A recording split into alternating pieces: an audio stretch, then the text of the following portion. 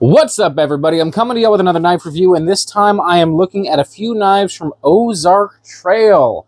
Yep, I'm finally jumping on the Ozark Trail knife review bandwagon. I've looked at some of their stuff in the past, but it's been many, many years, and I wanted to have a look at this, quote-unquote Bugout, now known as the 2203 Sonder from Ozark Trail. And I've been carrying and using these knives, specifically this orange one at work and this black one for EDC, for about 2 months now, and I wanted to give my thoughts on these knives because they had built quite a reputation within the knife hobby of YouTube as being the ultimate $10 knife, the Bugout killer, the budget Bugout, whatever you want to throw into it, whatever title you want to slap on it. They were really touted as being amazing knives and quote unquote better than the official Bugout. And I wanted to give my thoughts on this because I've got quite a bit of carry time with this one at work and a fair amount of this one in my day-to-day life outside of work. And this one is brand new. So I feel like I have enough data to go ahead and give y'all a proper review on these knives. So let's just go ahead and get these blades all open. They are all the exact same knife. It's just different colorations, and I am missing one coloration. I am missing the black handle, black blade version, which is fine. I don't care to have that one. If I find one cool, if I don't, cool. These are just beater knives to me, but I will say that I'm quite impressed with them, okay? I'll bring the orange one up here because it's the one I have the most pocket time with, and you can see quite a bit of cutting time with.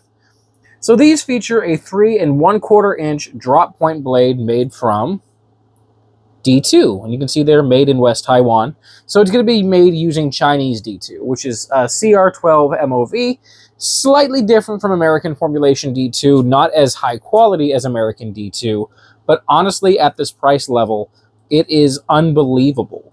It is unbelievable to get D2 at this price level. However, it has been tested by many people, and I've carried and used it enough to say that, yeah, I can confirm that this does perform on the level of other Chinese D2 knives that I've used from companies like Civivi, Sanrenmu, Gonzo, and so on and so forth. So I am comfortable saying this is Chinese D2. However, I also want to give a caveat, which is at this price point, please, please, please understand that you are likely to have major variance in the heat treat on these knives. What that means is you may get one that performs amazingly and one that performs like crap and one that performs kind of somewhere in the middle. And that was part of the logic behind getting multiple to test, but I wanted to leave one brand new to talk about certain issues with the knife, because it's not a perfect knife. But my performance on these have been pretty close. I will say my stonewashed black handle silver blade version has held a slightly better edge than my orange and black one, so there is variance in the heat treat, even in my own experience. But don't be surprised if you buy one and it actually just performs like absolute junk. At this price point, they're mass producing these things, and heat treat is going to be varied. So keep that in mind. You may have to go through a couple of them before you find one that performs on the level you're hoping for. That said, my experience with the two I've carried and used here has been that they sharpen pretty readily. They take a really nice edge. They hold it for a decent period of time, notably better than 8CR 13 MOV, 9CR 18 MOV, 440C, so on and so forth. So they do have pretty good cutting performance and edge holding in my samples. However, you will need to keep the edges coated, or in the case of the satin blade or the stonewash blade, possibly the entire thing coated, if you live in a high humidity environment, because it will rust on you. And I did have to polish some rust off the edge of this orange one. In hindsight, I probably should have just left it, because it would have been, a good representation of that problem. Grabbing something real quick for the review that I forgot. I'm going to set this aside. When I get to weight, I want to show you guys the weight on camera. So yeah, 3 1/4 inch drop point Chinese D2 blade. Honestly, really, really impressive stuff. I'll bring in the stonewashed one here so you can see the stonewashing on the black version, the black and silver version. Beautiful stonewash blade. The coating holds up quite well. I expected this to rub off like cheap Teflon coating, but this has been through a hell of a lot of cardboard, and it has held up remarkably well. So I'm actually impressed with the coating. Here's the one that's brand new out of box. So you can see there. Interesting point to note, my stonewash blade version doesn't say China on it, it just says D2, even though it's 100% made in China. Okay, so all very interesting stuff. The blade slices pretty well. It is hollow ground from the midsection down.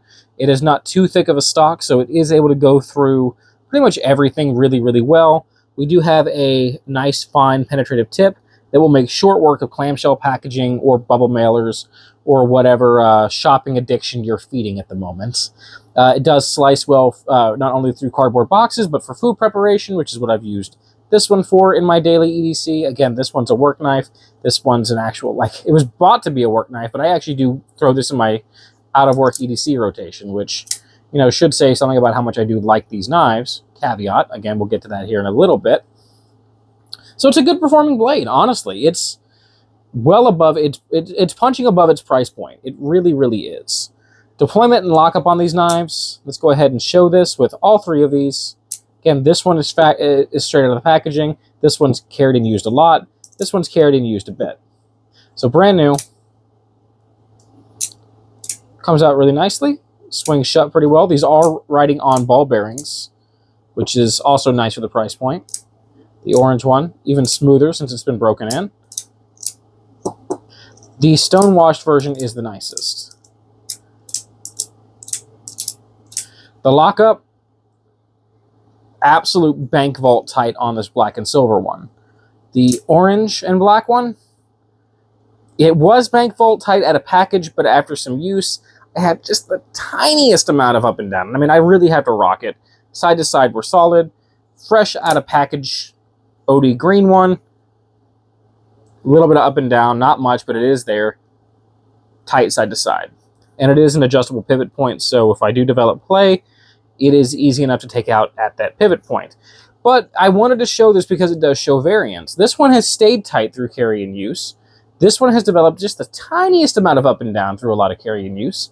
This one came with the tiniest amount of up and down with no use. So again, we're looking at some quality inconsistencies, which are just unavoidable at this price point.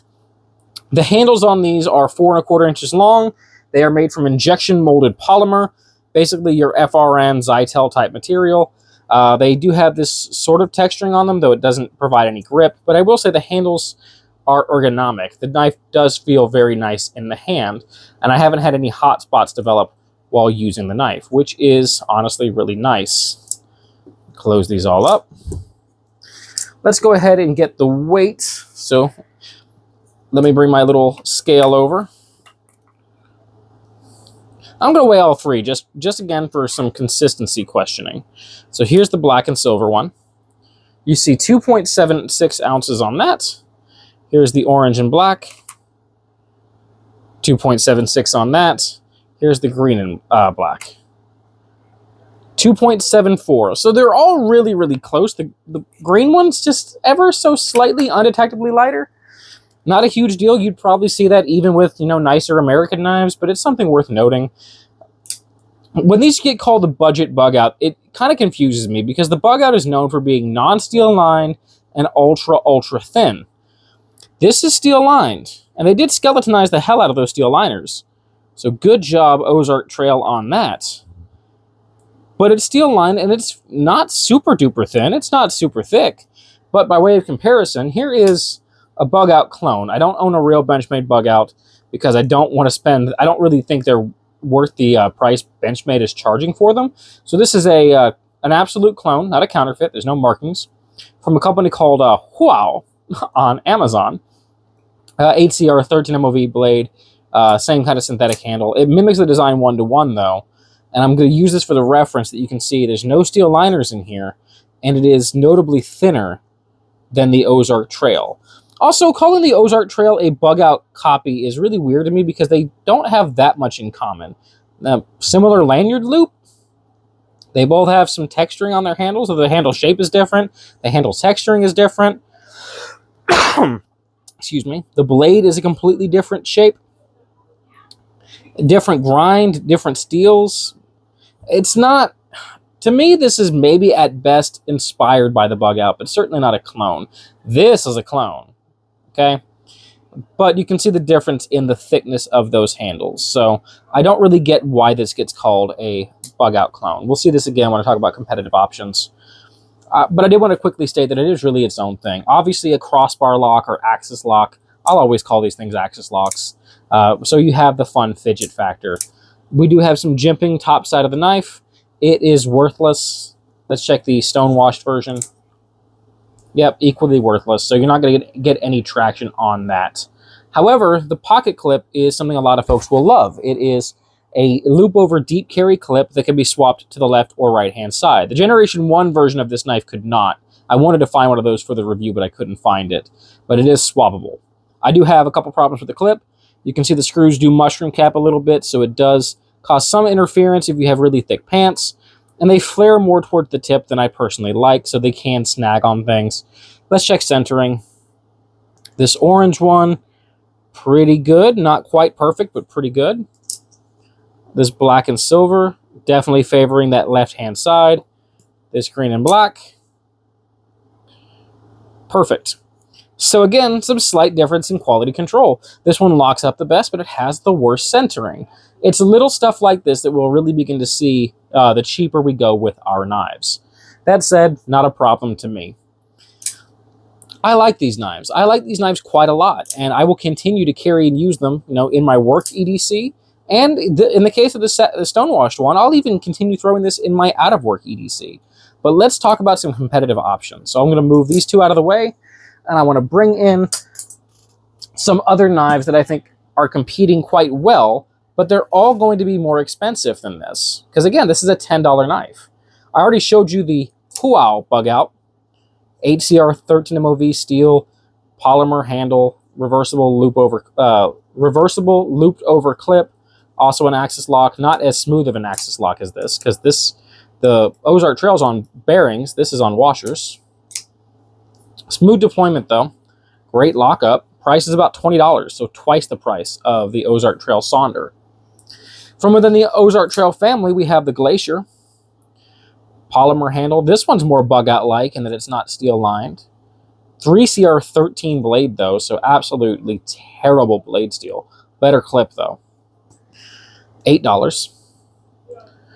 How about this one? This is the Flitza model FL2850. This one in 14C28N steel with the plain edge blade. Here's also a combo edge in AUS 8. These are about $17. Let me move the Ozark Trail Glacier.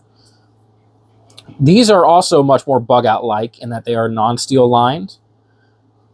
And they are very thin. Not quite as thin as the Bugout, but very, very thin, very comfortable knives. Super smooth action on these. These are definitely getting their own review. So an actually nicer action on these. But again, $17. So you can almost buy two Ozark Trails for the cost of one Flitza. From within the Ozark Trail family, how about we show off two more that I'm absolutely going to review? I forget the models on these. I think one is the Elevation. The other, I forget the model on, the Valor, I believe. So Elevation and Valor, if I'm not mistaken. 12C27, 14C28N, axis lock, button lock, G10, aluminum, clip point, and Tanto. Same overall handle design. I think they share the same model numberage as well. Just a different title attached to it. $20 and $25. These are excellent knives. The Ozark, I'll say this, the Sonder is excellent for the money. These are just outright excellent knives. So, now what do I want to bring in to kind of show off why this impresses me so much? How about the SOG Terminus XR? G10 handles, cryogenic D2 blade. It has the XR lock, which is SOG's version of the axis lock. I will say this D2 does outperform this D2. Okay, I'm not saying that the Ozark Trail competes in edge holding against the Terminus. The Terminus does have better edge holding than even my best Ozark Trail Sonder, but they are similar. And that's why I wanted to show it off by comparison. It is a similar knife, but it is significantly more money at $55. So, are you wondering, is it worth it to buy the Ozark Trail Sonder? My answer is an absolute resounding yes. They're great beater knives. They're great workhorse knives. Just keep in mind that you may come across one or two or three in your journey for a good one that is, less than perfect. And honestly, you could buy 10 of these and you'll probably get at least 8 different experiences. That is what you get into when you buy these, really low quality controlled knives. You can get great ones, you can get terrible ones, but lucky for me, I'm happy to say that I've been largely happy with my experience. I hope you guys enjoyed this video. I hope you enjoy the rest of your day, and I'll see you next time.